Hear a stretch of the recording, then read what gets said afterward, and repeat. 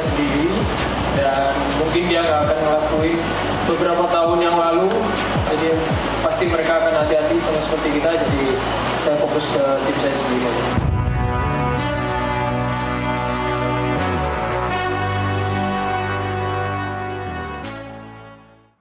Kembali di NTV Dialog Prime, pemirsa, malam nanti Timnas Garuda bertaruh nyawa. Apakah kita bisa melenggang mulus ke semifinal atau justru terhenti di tangan Golden Star Warriors alias Timnas Vietnam? Kita akan bahas bersama para narasumber yang sudah tersambung melalui sambungan Zoom sore hari ini. Ada analis sepak bola Firzi Idris, dan kita juga tersambung dengan pemain Timnas Garuda periode 2000 sampai 2007, Zainal Arif. Kita sapa Mas Firzi, Kang Abo. Selamat sore. Sore, Naila. Terima kasih sudah bergabung di NTV Prime. Wah, Mas Firzi langsung ya dari Bogor ini ya, nanti akan nonton langsung timnas di sana menghadapi Vietnam. Mas Zainal, jadi gimana nih menghadapi Vietnam? Apakah timnas bisa dipastikan tampil dengan kepercayaan diri tinggi karena modal meyakinkan menaklukkan Kamboja dan Timur Leste? Saya yakin 100% bahwa timnas kita di pertandingan kali ini lebih percaya diri. Timnas kita juga tampil dengan kekuatan penuh, dan kita menemukan sosok striker yang selama ini mungkin menjadi PR ya buat tim nasional kita. Dan solusinya sudah ada, seorang striker yang cukup tinggi, ideal, dengan postur yang ya bisa dikatakan itulah sosok sang striker. Ditunjang dengan dua sektor flank, Orat Pangun dan juga Eliano, yang membuat kinerja pemain depan kita di other box semakin mudah. Dan kalau berbicara optimis, ya saya pasti optimis di pertandingan kali ini. Oke, optimis ya Kang Abo. Nanti akan cerita-cerita juga pengalamannya waktu itu bisa membawa Garuda mengalahkan Vietnam ya di Piala AFF tahun 2002. Saya ingin ke Mas Firzi, seperti apa nih tanggapannya? Bagaimana nanti prediksi Anda? Ya, pertandingan pasti akan berlangsung sengit dan tensi tinggi ya, seperti biasanya kita seperti saat menghadapi Vietnam. Tapi hal itu telah Coach John Hartman katakan tidak akan menghilangkan identitas permainan yang telah mereka terapkan sejauh ini. Seperti yang tadi Rizky Ridho juga sampaikan ketika saya tanya juga kepada dia kemarin di konferensi pers, karena Rizky Ridho bermain dalam 3 kemenangan kita lawan Vietnam. Mas Firzi. Iya, sepertinya kami mengalami gangguan teknis nih, Mas Firzi. Oke, Kang Abo, bisa diceritain Kang gimana waktu itu pengalamannya merasakan langsung atmosfer bertanding ketika tampil melawan Vietnam di Piala AFF 2002 dan kala itu mencetak 1 gol ya Kang Abo untuk Indonesia. Apa pengalaman yang bisa dibagi sekarang? Ya, tim nasional Vietnam zaman dulu yang zaman sekarang tentunya pasti berbeda ya. Kalau memang zaman dulu mereka bermain dengan sama halnya normal seperti kita. Tapi timnas yang sekarang itu mereka lebih maju. Tetapi patut diingat bahwa timnas Vietnam yang sekarang ini lebih ada sisi mengganggu dalam hal psikologis. Bagaimana mereka selalu memberikan tekanan-tekanan lewat ya provokatif mungkin salah satunya. Tetapi itu saya yakin para pemain juga sudah mengantisipasi itu, dan John Hartman juga sudah melihat bahwa hal-hal ini akan terjadi. Dan saya yakin tim nasional kita akan bisa mengatasi itu semua. Kalau berbicara zaman dulu, saya pernah memang melakukan itu ketika kita tertinggal waktu itu 2-1. Dan saya masuk di babak kedua menggantikan Isnan Ali kalau tidak salah. Dan saya bisa menyamakan kedudukan sehingga tim nasional kita terhindar dari kekalahan. Tetapi saya tidak berharap kejadian itu terulang, dan saya berharap bahwa timnas kita bisa menyelesaikan pertandingan ini tanpa harus ketinggalan. Dan tim nasional kita yang sekarang lebih secara game plan-nya itu lebih terlihat lebih enak, lebih mengalir dengan pemain-pemain yang sudah dipersiapkan oleh John Hartman. Walaupun berbeda, kata Kang Abo tadi, tapi apa yang menurut Anda ketika Indonesia lawan Vietnam memang selalu berlangsung ketat meskipun beda generasi, Kang Abo? Bumbunya, maksudnya bumbunya sekarang ada sisi hal lain. Mereka sudah memahami sepak bola kita yang selama ini juga terlihat ada sisi teknisnya, juga ada sisi bermain fisiknya. Nah, mereka itu melihat bagaimana kompetisi kita ini, sehingga para pemain yang tampil di kompetisi tanah air dan para pemain yang sudah terbiasa dengan lebih banyak benturan fisik, mereka mencoba untuk meladeni itu semua dengan catatan, dengan cara-cara yang mungkin bisa mengganggu secara psikologis. Apakah para pemain kita dengan diganggu lebih mudah terprovokasi? Nah, saya yakin itu tadi. Saya yakin teman-teman atau adik-adik yang sudah sekarang mendapatkan format tim nasional bisa mengatasi itu semua. Itu aja sih.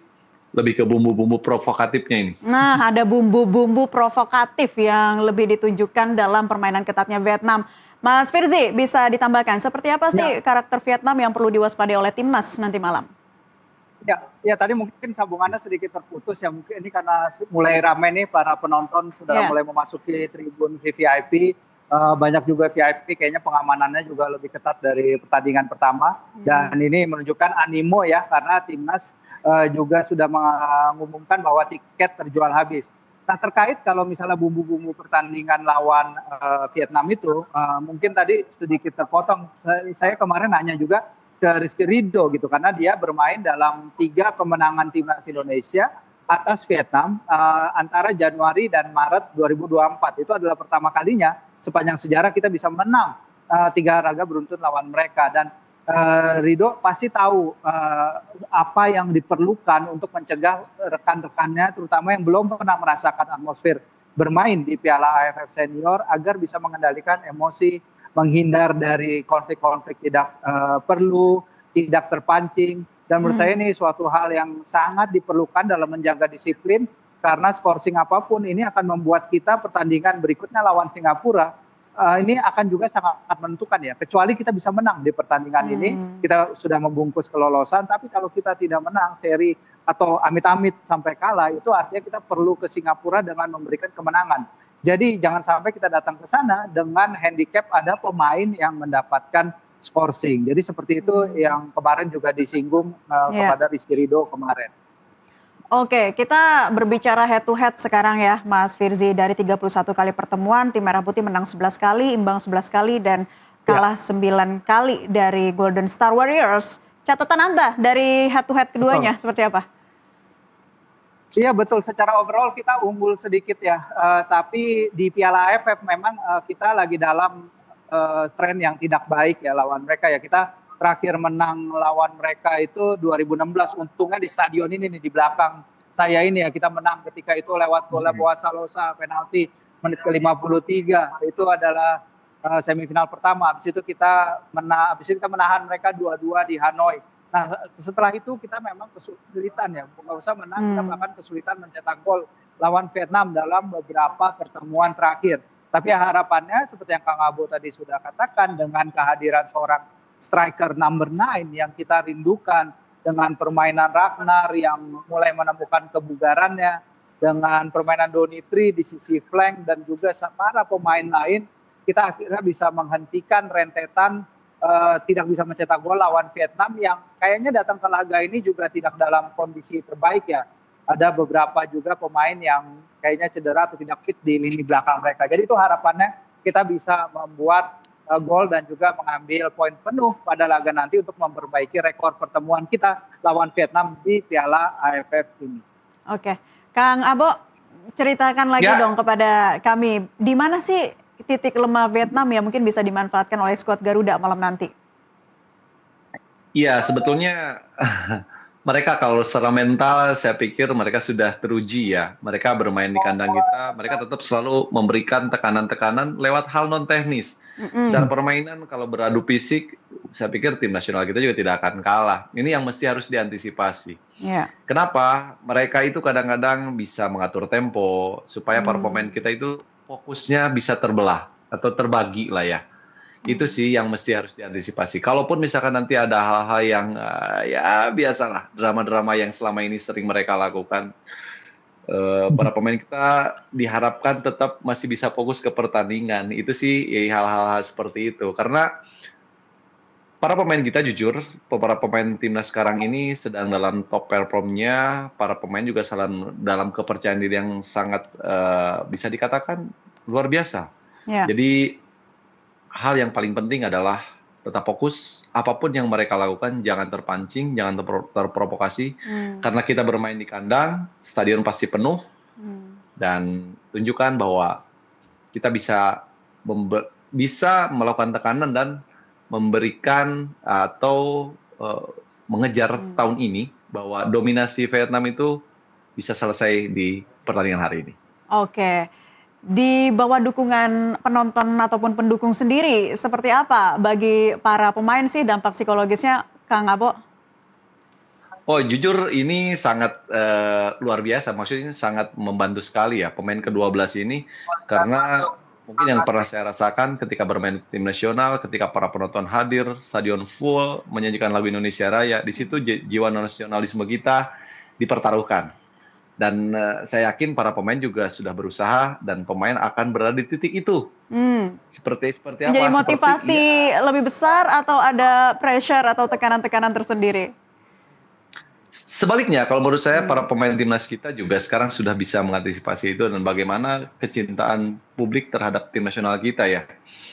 Saya kira ini akan menjadi kekuatan penuh, jadi kekuatan secara psikologis juga buat para pemain, dan mereka akan merasa nyaman ketika diberikan kehormatan untuk bertanding, apalagi starting atau 11 pemain yang mendapatkan kehormatan pertama, mereka akan menunjukkan. Karena ini bahwa tim nasional sekarang ini lebih banyak para pemain yang boleh dikatakan ini ajang buat mereka di event-event selanjutnya gitu. Oh, oke. Mas Firzi ditambahkan di bawah naungan King Sang-sik ya, seperti apa Anda membaca karakter yang ditunjukkan oleh timnas Vietnam sejauh ini? Tadi kata Kang Abo mereka dikenal dengan kedisiplinan, organisasi permainan yang rapi, dan harus diwaspadi juga terkadang dapat memancing emosi lawan, Mas Firzi. Ya, betul. Dan mereka juga datang dilengkapi dengan pemain-pemain naturalisasi mereka ya, yang berdarah Brazil, yang sudah bermain di liga mereka selama 5 tahun. Mereka menempuh jalur naturalisasi itu. Mereka menempati pemain-pemain itu di sektor-sektor krusial ya, terutama di lini depan dengan Nguyen Xuan Son yang kita tahu begitu meledak di turnamen AFF 2024 sebelum akhirnya dia menderita patah kaki ya kan ketika menghadapi Thailand di final. Tapi sekarang dia sudah back, dia sudah kembali dalam permainan terbaiknya. 13 gol dalam 12 caps bagi timnas Vietnam itu sangat luar biasa. Tapi mereka juga punya kiper tangguh ya, dalam diri Legiang Patrick, pemain berdarah Ceko nih yang diturunkan di turnamen ini. Jadi kita tentu harus was-was. Tapi beberapa pemain Brazil di skuad mereka juga dalam mendukung lini serang sangat bahaya. Mungkin ini yang harus kita waspadai. Kemarin juga teman-teman yang meliput ke Stadion Pakansari untuk melihat langsung sesi latihannya Vietnam kemarin mengatakan bahwa secara fisik mereka juga sosok yang besar-besar ya, gede-gede ya. Jadi kita harus waspada juga terhadap permainan fisik dari para pemain Vietnam ini, karena secara head to head record itu tadi mereka punya keunggulan, dan sebagai juara bertahan motivasi juga pasti untuk dapat mempertahankan gelar mereka seperti itu, Mbak Naila. Oke, meskipun timnas tampil dengan kepercayaan diri yang tinggi, tapi gol cepat harus bisa terlaksana menjadi hasrat untuk timnas bisa tampil agresif dan impresif sejak awal, Mas Firzi. Iya, betul. Itu juga yang Coach John tekankan di press conference ya, bahwa setiap momen di laga, baik itu kartu merah atau misalnya pelanggaran atau misalnya ada suatu momen di pertandingan harus dimanfaatkan sebaik mungkin, karena pertandingan bisa bergeser menuju kemenangan atau menuju kekalahan dari momen-momen itu. Makanya memanfaatkan setiap momen yang datang sebaik mungkin dan tidak lalai, agar kita bisa menjadikan ini adalah turnamen yang kita tunggu selama 30 tahun. Kita belum pernah juara di regional. Jadi harapannya memang tahun ini ekspektasinya tinggi, dan semoga dengan proses yang dilakukan oleh teman-teman, para juniornya Kang Abo, semoga kita bisa mendapatkan trofi yang diidamkan itu, Mbak Naila. Oke, tadi Anda singgung Vietnam sebagai juara bertahan, sementara kita sudah kalau tidak salah 30 tahun ya puasa gelar juara AFF ini. Melihat situasi mereka bermain di Pakansari saat ini sebagai juara bertahan, apakah juga mempengaruhi mental pemain apalagi setelah menahan imbang Singapura ya? Ya betul, mereka menahan imbang Singapura. Saya melihat pertandingan itu, mereka sebenarnya bisa saja juga kebobolan dari Singapura. Singapura punya banyak kesempatan bagus juga, depan gawang, finishing kurang tenang, membuat laga berakhir 0-0. Tapi yang impresif di laga itu bagaimana Vietnam bisa mengendalikan kontrol laga di final third ya, walaupun memang finishing akhir kurang prima. Dan di sini yang kita harus hati-hati. Kemarin Rido juga sudah diwanti-wanti oleh Coach John agar dia bisa berduel ya dengan Rafael Son yang berada di lini depan Vietnam, agar kita harus bisa menghentikan aliran bola dan menghentikan ketajaman sang striker. Dan inilah yang harus kita lihat nanti dalam pertandingan yang kayaknya ini sedikit mendung ya. Kalau secara ramalan cuaca sih sekitar jam 6 itu mungkin turun hujan di sini. Kalau lapangan licin itu bisa jadi pertandingan akan tambah seru lagi tuh nanti. Kita akan lihat bagaimana keadaan kondisi cuaca dalam 2 jam ke depan nih ya. Kalau lawan Vietnam lapangan licin, wah itu pasti sesuatu banget tuh pertandingan. Gimana tuh sesuatunya kalau lapangan licin tuh Mas Firzi, dan menyaksikan langsung di sana mungkin ya ketika cuaca sekarang saat ini ya tidak menentu begitu. Ya, angin mulai kencang tadi, beberapa kali juga berembusnya kencang banget. Awan gelap sih sebenarnya di menuju ke bagian kanan stadion di depan saya sini. Seberangnya ini udah awan gelap dan kita mungkin menantikan ya kalau ramalan cuaca hujan sampai mungkin nanti sebelum kick off, tapi setelah jam 8 tadi ramalannya ini sudah terang lagi. Tapi ya kalau kita tahu Vietnam dengan tackle-tackle mereka, dengan permainan provokasi fisik yang tadi sudah disinggung oleh Kang Abo, ini akan menjadikan laga ini tambah tensinya ya dengan lapangan yang lebih licin dari biasanya. Seperti itu Mbak Naila. Oke, Kang Abo, ditambahkan seperti apa pengalaman Anda kalau bermain di lapangan licin, mengingat nanti sepertinya ya memungkinkan juga nih terjadinya hujan di sana. Ya, kalau saya sih berharap hujan tidak terjadi ya. Tapi kalau mendung ya tetap memang harus mendung. Karena memang Bogor terkenal dengan kota hujan ya. Tetapi ya itu tadi, apapun cuacanya, apapun situasinya, yang jelas kalau apa yang tadi kita bahas dengan Mas Firzi, bagaimana timnas kita bisa mencuri gol atau bisa menekan di menit-menit awal, itu akan membuat para pemain lebih percaya diri. Karena kita bermain di kandang ya. Mau seperti apapun juga, hal yang paling penting adalah menyerang. Mungkin menurut saya menyerang itu sesuatu atau pilihan yang realistis ya, karena memang kita butuh gol, kita bermain di kandang dengan dukungan yang begitu ya sudah tidak diragukan lagi. Jadi akan lebih menarik ya pertandingan kali ini. Saya sih sebetulnya ya berharap pertandingan ini tidak diwarnai dengan hujan, Mas Firzi ya. Saya berdoa aja di sana. Terakhir sebelum jeda ya, Kang Abo, Indonesia datang dengan kepercayaan diri yang tinggi ya setelah menang dari 2 laga sebelumnya. Tapi gimana sih kepercayaan diri itu tidak berubah menjadi overconfidence di lapangan? Ya, kepercayaan diri itu memang sesuatu hal yang mesti harus tetap kita jaga ya. Dan saya yakin juga para pemain tidak akan overconfident juga, karena ada modal sehingga kepercayaan diri itu ada dengan hasil yang sangat positif di pertandingan sebelumnya. Itu secara tidak langsung, secara psikologis itu membuat kepercayaan diri itu dengan sendirinya ada di diri para pemain masing-masing. Jadi kalau berbicara masalah overconfident, itu bisa diantisipasi oleh pelatih John Herdman, dan itu mungkin sudah announce lah, udah disampaikan kepada para pemain bahwa kepercayaan diri boleh, tetapi jangan overconfident. Itu biasanya seorang pelatih selalu ada kata-kata seperti itu. Baik. Hal positif. Ya. Hal positif pertandingan itu di pertandingan sebelumnya itu yang membuat para pemain akan lebih mudah melangkah dan tidak akan terbebani dengan pertandingan kali ini. Saya yakin itu. Oke, Kang Abo, Mas Firzi, dan juga pemirsa NTV Prime, tetaplah bersama kami. Dialog akan kami lanjutkan untuk Anda seusai jeda azan maghrib berikut ini.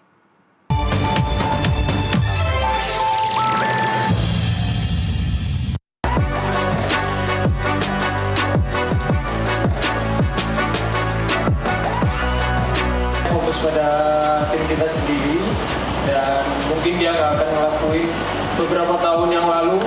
Jadi pasti mereka akan hati-hati sama seperti kita. Jadi saya fokus ke tim saya sendiri.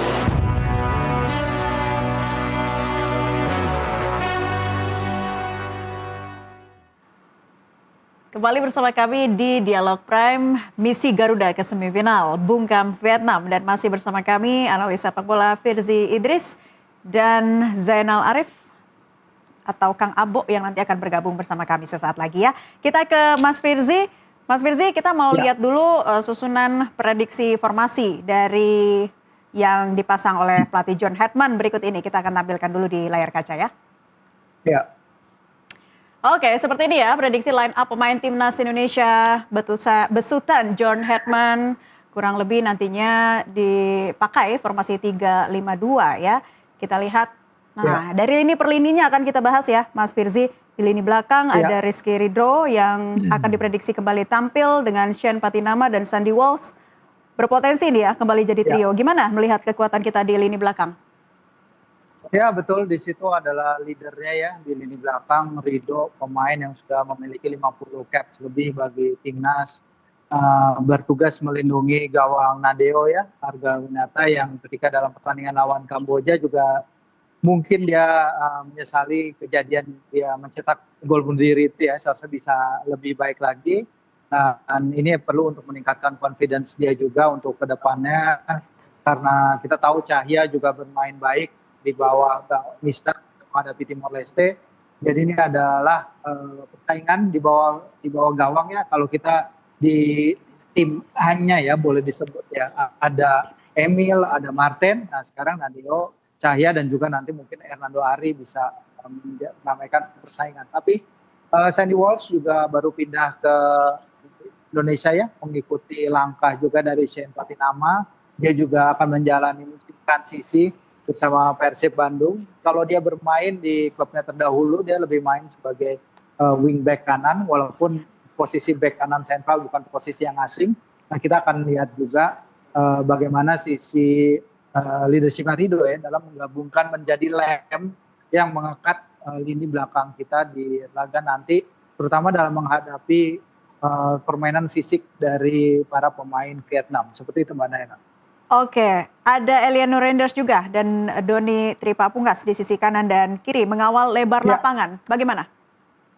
Ya, Doni kita lihat perannya yang sangat luar biasa ketika dia masuk dari bangku cadangan lawan Timor Leste, langsung memberikan umpan yang menjadi gol dari Shane Patinama. Pemain yang Coach John katakan bisa berfungsi di beberapa posisi ya, baik itu posisinya di sayap kiri, ataupun di sayap kanan sebagai inverted right wing back. Ini menunjukkan bahwa Doni adalah anak muda yang luar biasa yang bisa beradaptasi dengan posisinya sangat baik. Eliano juga kita lihat kecepatannya dalam menciptakan gol kedua ya yang dicetak Mitch Baker pada laga lawan Kamboja. Itu kecepatannya sangat luar biasa dan dia bisa melihat peluang dengan baik di sisi tengah kotak penalti. Menurut saya pemain-pemain yang sangat bagus untuk di level ini dan berharap agar Doni dan juga Eli permainannya terus meningkat seiring mereka memperkuat timnas senior dan juga menjadi andalan di klub mereka masing-masing tentunya yang akan memberikan mereka peningkatan permainan yang sangat dibutuhkan oleh skuad Garuda. Kita dari dulu nggak pernah kekurangan pemain-pemain sayap luar biasa impresif dan mereka ini adalah penerusnya. Oke, nah kita juga punya Tom Haye yang punya peran sentral dalam 2 laga sebelumnya. Bisa jadi akan kembali mendapat porsi ya dari Hetman. Mark Klok juga bakal mengawal di lini tengah, sedangkan Ivar Jenner akan tampil jika kondisinya benar-benar sudah bugar. Melihat kekuatan lini tengah seperti apa? Tengah.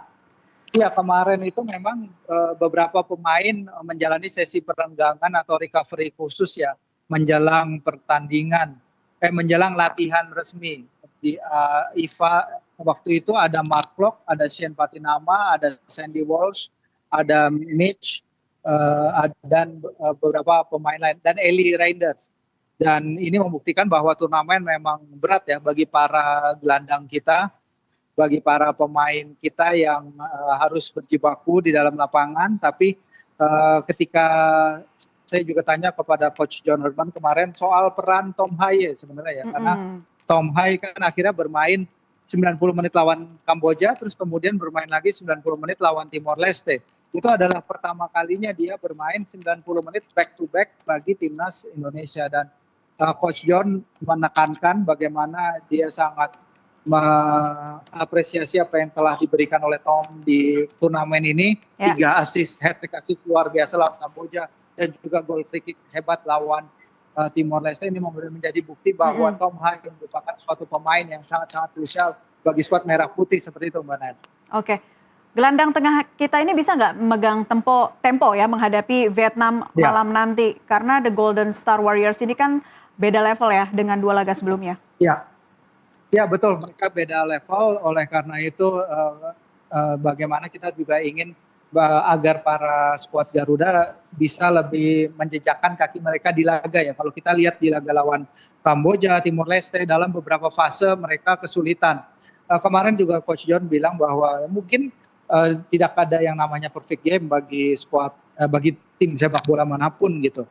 Tapi ketika momen datang mereka harus bisa memanfaatkannya. Dan inilah yang terjadi di laga lawan Kamboja di 20 menit pertama, dan kemudian di laga lawan Timor Leste ketika mereka terbukalah kesempatan-kesempatan untuk mereka mencatatkan peluang menuju gawang ya. Dan ini yang kita harus lihat di pertandingan nanti, bagaimana peluang-peluang sekecil apapun harus bisa mereka manfaatkan sebaik mungkin, harus mereka bisa mengeksploitasi sedikit ruang terbuka untuk mengendalikan pertarungan lini tengah yang saya yakin akan sangat sengit dengan kehadiran Pang Hai di sana. Seperti itu, Mbak Naila. Oke, apabila Ivar Jenner belum dalam kondisi terbaiknya, maka Kadek Agung dapat muncul sebagai pilihan. Kadek Agung kemarin datang memberikan opsi ya. Mungkin dia juga akan berperan di laga ini, baik itu nanti di 45 menit pertama atau di 45 menit kedua, tapi kemungkinan besar dengan beratnya perjalanan yang timnas tempuh ya kemarin, timnas menempuh sekitar 19-20 jam perjalanan udara dari Chonburi untuk nyampe balik ke tanah air bermain di Pakansari. Jadi semua pemain pasti akan berkontribusi. Kadek Agung juga pasti akan memainkan peran, terutama di lini tengah, posisi yang krusial menghadapi tim siapapun, tapi terlebih lagi menghadapi tim Vietnam yang tadi sudah kita katakan, mereka punya segala motivasi untuk bisa mengulang kejayaan tahun lalu. Mereka punya 3 gelar Piala AFF, tapi tentu mereka ingin menambah koleksi mereka, apalagi dengan Thailand yang di bracket satunya tuh tampaknya memang belum tampil sebaik yang bisa mereka lakukan, seperti itu. Sebelum kita bahas kali ini serang, sudah bergabung lagi bersama kami Kang Abo. Kang Abo. Ya. Siap. Bagaimana nih melihat prediksi susunan pemain besutan John Herdman kali ini dari lini per lininya, Kang Abo? Ya, overall ya, in general secara keseluruhan ini materi pemain yang saya pikir juga cukup kompetitif dengan game plan yang saya pikir di sektor tengah double pivotnya, Mark Locke juga, dan juga Tom Haye diberikan keleluasaan untuk memberikan suplai bola terhadap 2 sektor flank ini yang mempunyai kecepatan. Mungkin di sebelah kiri ada Donitri ataupun di kanan juga ada Eliano. Kedua-duanya mempunyai kecepatan yang tidak bisa kita ragukan lagi. Bagaimana mereka selalu menyisir dari sektor kedua pemain tersebut sehingga membuat lini serang atau lini depan yang kita tadi bahas itu akan lebih mudah memberikan tekanan, akan lebih mudah juga menceploskan bola sehingga lini tengah kita dengan Tom Haye yang sudah bermain hampir 90 menit di 2 kali pertandingan sebelumnya, dia sudah tahu atmosfer sepak bola kita, kultur sepak bola kita. Bahkan saya melihat di pertandingan sebelumnya di klubnya, dia beberapa kali sering melakukan dan membantu lini pertahanan. Ketika sudah deadlock, melakukan penyerangan, bahkan bola bisa kerebut lambat, dia dengan cepat transisi negatif dia lakukan. Dan saya tidak meragukan lagi ketika dia sudah bisa tampil maksimal di pertandingan laga internasionalnya dengan pemain 90 menit, karena di klubnya juga dia sudah sudah melakukan itu. Jadi kita lihat nanti apakah magic Tom Hai ini atau umpan-umpan yang memanjakan ini bisa terjadi lawan Vietnam. Saya berharap sih bisa lebih dari yang dia lakukan di klubnya. Oke, Kang Abo sebagai striker ya, bagaimana nih Kang Abo melihat lini serangnya? Ada Michelle Baker ya, sepertinya bakal jadi kembali ujung tombak melawan Vietnam malam nanti. Ya, Michelle Baker juga sangat produktif, posturnya ideal. Dia juga punya akurasi tendangan yang cukup baik, sundulannya juga cukup tepat juga, tepat sasaran. Bahkan dengan postur seperti itu, dia tidak terlalu sulit ya untuk menaklukkan bek-bek lawan. Tetapi kali ini dia juga saya pikir akan mendapatkan pengawalan khusus nih dari para pemain timnas Vietnam. Karena dia pinter sekali mencari ruang, pinter sekali memanfaatkan peluang, dan harapan sih sang striker bisa menambah pundi golnya. Satu posisi lagi mungkin bisa menjadi milik Ragnar ya. Kemungkinan seperti apa yang kembali ditunjukkan jika keduanya dipasangkan kembali? Iya, siapapun yang mendapatkan kesempatan, kalaupun memang Ragnar sekarang ya, Ragnar sudah pasti mendapatkan kesempatan itu. Iya, dia sesekali juga bisa menarik atau memberikan ruang ketika deadlock di depan. Dia bisa juga mencoba melakukan penetrasi, inverted melakukan ke dalam, dan itu sebetulnya mereka sudah dicoba dan mereka sudah melakukan itu semuanya. Jadi ketika nomor 9-nya mendapatkan pengawalan ketat, ini second line-nya saya pikir juga akan muncul dengan sendirinya, dan John Herman juga sudah bisa mengantisipasi itu. Oke, Mas Firzi, ditambahkan kembali ada Michelle Baker yang sepertinya akan kembali jadi ujung tombak di lini serang, seperti apa? Ya, kita juga harus lihat seperti apa kebugaran Mitch Baker sebelumnya, karena dia menjadi salah satu pemain yang mendapatkan special treatment sebelum open training kemarin. Kondisi tidak mudah memang bagi dia, tapi kita lihat bagaimana dia bisa mencari positioning yang bagus di dalam area penalti ya. Penyelesaiannya juga bagus. Tembakan pertamanya ke gawang bagi timnas Indonesia itu berbuah gol ya, yang sundulan backward header itu melawan Kamboja, itu gol yang sangat-sangat fantastis, walaupun mungkin belum sekeren gol-gol buntingnya Kang Abo waktu pas main. Keren, dan gol dari luar kotak penaltinya saya ingat banget dulu Kang Abo, keren banget itu gol.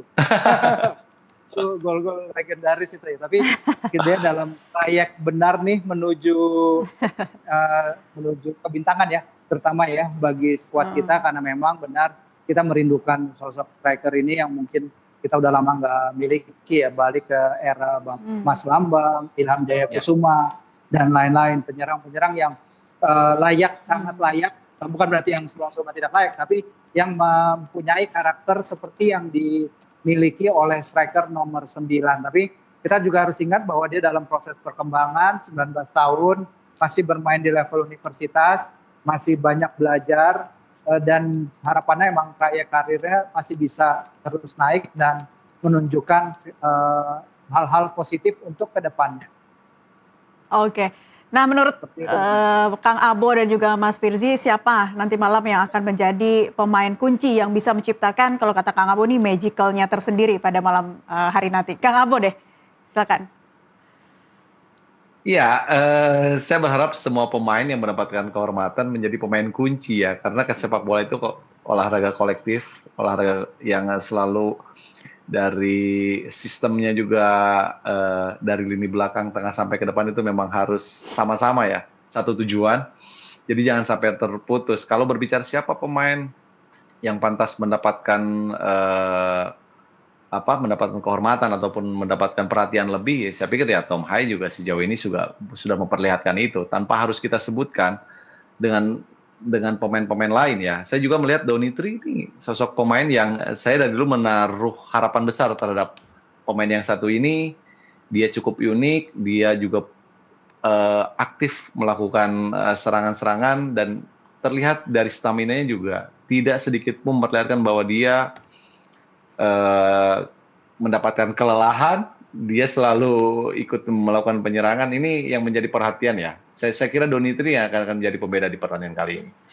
Oke, Mas Firzi berpendapat samakah atau punya pandangan yang lain?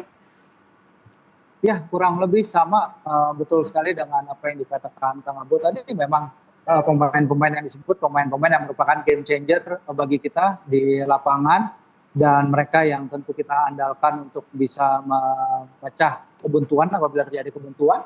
Tapi nanti juga kita harus ingat lagi bahwa keseluruhan pemain yang turun dari bench juga bisa jadi pembeda, mungkin karena turnamen ini ya, Piala AFF ini hitungannya berat ya, bermain setiap 3 hari 4 hari sekali, waktu traveling yang sangat berat. Jadi mungkin para pemain yang turun dari cadangan pelapis kedua itu mungkin juga akan memainkan peran yang bagus seperti Jens Traven dan juga Kadek Agung dan lain-lain, seperti itu Mbak Nena. Oke, untuk penjaga gawang terakhir ini ya, dari susunan formasi. Kang Abo, kalau melihat Nadeo, seperti apa? Nantinya bisa nggak menyelamatkan kebobolan dari timnas kita? Ya, tergantung dari 3 center back-nya ya. Biasanya sekuat apapun kiper, kalau center back-nya juga mudah ditembus, saya pikir pasti jebol juga. Tetapi kalau berbicara secara individu, saya tidak meragukan lagi Nadeo. Dia sudah memperlihatkan kinerja yang sangat baik, statistiknya di kompetisi musim sebelumnya. Dia membantu Borneo berada di papan atas, dan ini adalah top performnya Nadeo. Saya kira hari ini Nadeo juga akan melakukan penyelamatan yang sangat krusial untuk membawa timnas kita meraih 3 poin penuh. Oke, Mas Firzi, ditambahkan. Iya, Nadeo bermain sebagai kiper utama yang waktu kita mencapai final turnamen 2020.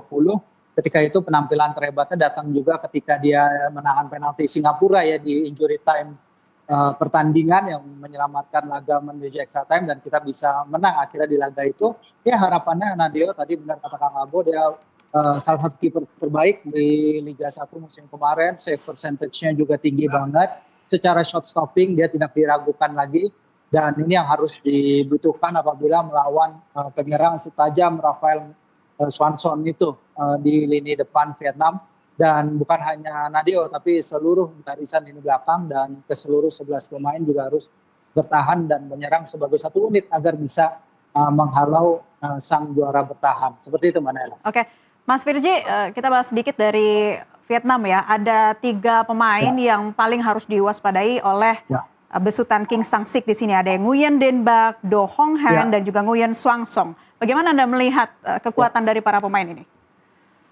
Ya betul, ini beberapa pemain naturalisasi mereka ya juga memberikan warna baru kepada timnas Vietnam, seperti halnya dengan kita, dengan para pemain kita yang berada di diaspora terus kemudian bermain di liga lokal kita.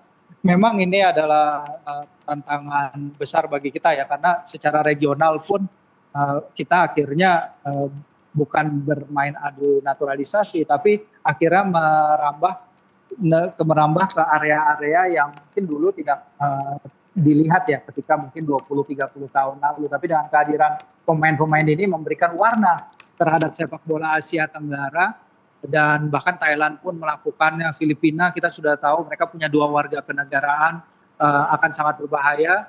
Rafael Swan kita udah tahu dari apa yang bisa dia lakukan pada turnamen 2024 ketika dia datang menghentak langsung dengan gol-golnya, bahkan menjadi pencetak gol terbanyak beruntun bagi seorang debutan turnamen ya ketika itu.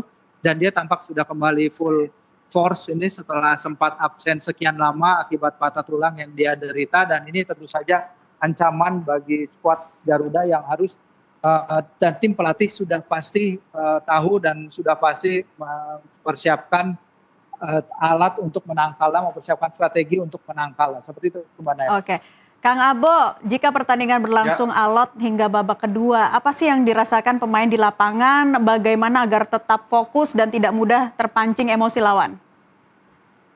Ya, tetap stres lirisnya ya, memang kita harus bisa mengendalikan diri kita sendiri. Karena kita bermain di kandang, tekanan itu juga tetap harus kita kesampingkan. Mau bagaimanapun, kalau kita sudah melakukan yang terbaik, kita tetap bekerja keras, tetap kita berkomitmen, satu sama lain saling dukung, hasilnya biar Tuhan yang menentukan. Semoga ya berpihak kepada kita Ya, 30 betul. tahun puasa gelar. Ini bisa menjadi motivasi tersendiri bagi timnas atau ada beban-beban yang dipikul timnas saat ini? Beban sejarah katakanlah. Enggak sih, sebetulnya kalau menurut saya sih ini bukan sesuatu hal yang menjadikan beban buat para pemain ya. Saya pikir juga para pemain juga sudah bisa mengantisipasi itu karena ya mereka sudah tahu dan para pemain yang sebelumnya juga belum pernah berhadapan dengan timnas Vietnam pasti mendapatkan report lah dari para pemain lain bahwa mereka bermain seperti ini dengan mereka bermain seperti itu pasti itu ada masukan-masukan sehingga membuat para pemain itu bisa mengantisipasi itu.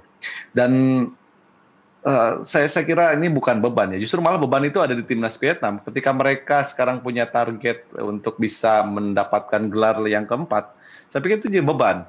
Kalau kita kalau kita secara psikologis, saya pikir para pemain kita tidak akan terbebani ya. Pasti justru malah termotivasi dengan hadirnya para penonton.